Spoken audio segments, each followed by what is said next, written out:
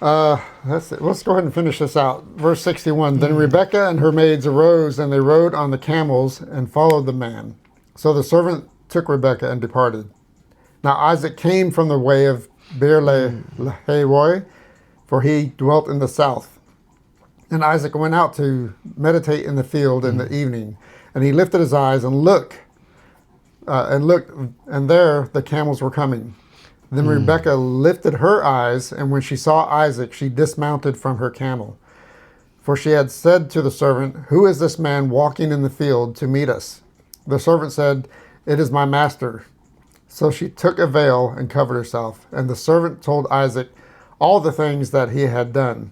Then Isaac brought her into his mother Sarah's tent, and he took Rebekah, and she became his wife, and he loved her. So Isaac was comforted after his mother's death. Now here we see the comparison that we were talking about, how much Rebekah is like Abraham. Yeah. She immediately got off her camel to find out who this man was that she was going to marry. Yeah. Still holding to the fact that she put the veil over her face so that you'll have to explain what all that is about. And when we see people getting married and they have veils and they put it over, but I think there's a specific reason why they do this. Yeah. So there's a few things going on here, but to that point, I guess we can start with is that in most traditions, married women will cover their face. You know, young women will not. But the idea is that, you know, only my husband, only my close relatives will see my face. And so she's already like, we're married. I mean, not like I'm going back 550 miles on my own. Yeah. We're married. She covers her face, submitting, showing humility. But the whole, if we go back to 62, now Isaac came from the way of Beer-lahai-roi, for he dwelt in the south. What's the deal with Beer-lahai-roi? We read about that place once before. It's where Hagar and Ishmael, well, actually where Hagar, while she was still pregnant, after she ran away from Sarah, came and saw God face to face. And she named that well Beer-lahai-roi, the well of the God who sees me. And Isaac is in that area now. He's living in the south, not with his father. He's in the south, in and around where his brother lives, his half-brother. And that's going to be interesting later on when Abraham dies. Also, it's an interesting dynamic between the son of the promise and the legitimate son, and their relationship, if they have one, right? But another thing is, you know, Jews pray 3 times a day. Well, more like 4, but let's say 3. There's 3 communal prayer times. Morning because Abraham got up, he rose up early in the morning. And in the evening, because Isaac would meditate, i.e. pray in the evening also. So there's all this stuff going that's, you know, even branching out into more topics than what's at hand. But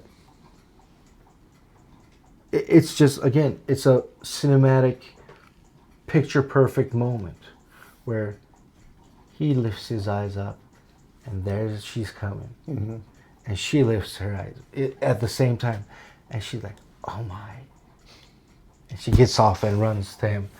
It's just a chick flick is what's going on right now. It's like Notebook on steroids. You know, a man she's never met. She's never laid eyes on him. And she goes, oh, this guy, he's cute. But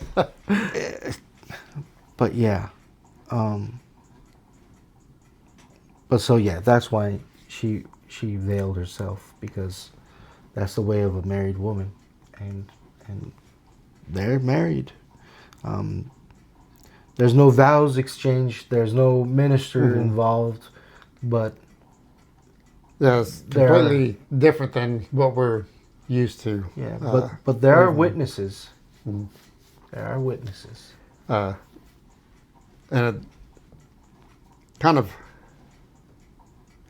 So Isaac was comforted after his mother's death. Yeah.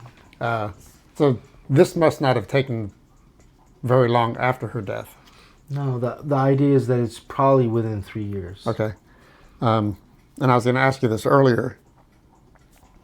So to make it easier, we'll say there was 600 miles between the 2 points. I'm guesstimating that on a day's journey is 20 miles a day by camel. Depends on how fast you, or how many hours you're walking. Right, and that's I'm basing it on 8 to 10 hours, because it'd be very hard to walk in the sand, for one thing, continuously. Yeah. Well, it's not just sand though. It's rocky. They wouldn't have made the road in the sand. Right, I understand that, but I mean, it's just the difficulty of walking through a desert. But yeah, heat, and cold.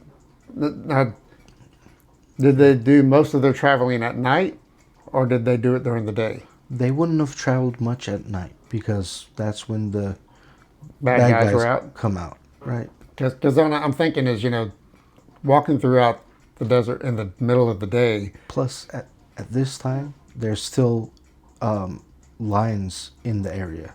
There's still bears in the area. Like, it's not a safe travel, especially at night, because there's still apex predators at this time. They haven't gone extinct yet. So they had to circle the wagons, circle the camels. Yeah. To keep. But if they went 20 miles a day, roughly, so that's 30 days.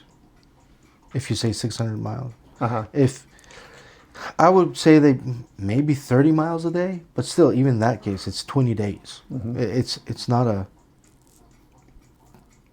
quick trip. It's not a day. It's not a daycation. It's a month and a half, 2 months of there's no off days, travel. Most likely. No. Yeah. Of course, weather takes part of it also. Yeah. Sandstorms. So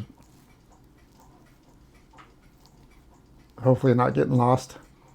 Yeah. I was just curious because, of course, it's way much further. When the wise men started traveling, when they first seen the star, they must have come from a massive amount of distance for it to take them 2 years to get to where they were going. Yeah. Well, if we're thinking about that, they are probably coming from back in the day. Shushan was the capital of Persia, and they were coming from Persia. So that, say, another 500-600 miles easily. But they had to prepare everything. They had to, first of all, verify that sign was the sign. They didn't have computers back then, so they had to do all the star charting by hand. They had to go back and find it in the scriptures or the writings yeah, to find out exactly when that star was supposed to appear yeah, and where. And yeah. What's the timing of it, so on and so forth. Then they would have to prepare. They would have to get permission from their king. They they were the kings. Well, they weren't the kings themselves. That's a Misconception. misconception. Okay. They were.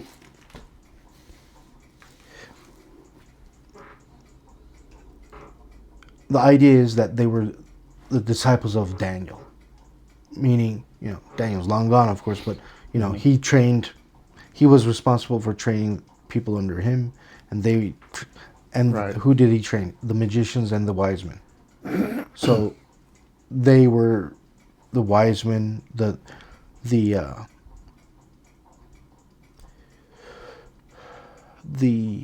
counselors of the crown. So the academics, the know-it-alls. So they would have had to go and ask permission from their king. They were not the king themselves. The king wouldn't have had time to chart anything by hand and figure out. Plus, when is there ever 3 kings in the same kingdom? Well, they came together. That happened once before. Once after that, in Greek, and then twice, Greek and in Roman history, and never ended well. Didn't work for. Okay. But yeah, it would have taken them, with all the preparations and everything else, it would have taken them longer. And they would have probably followed the route around.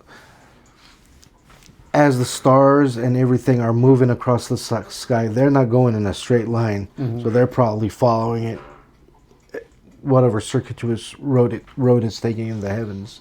So it would have taken longer. But, yeah. 40 to 60 days of journey for an old man like Eliezer.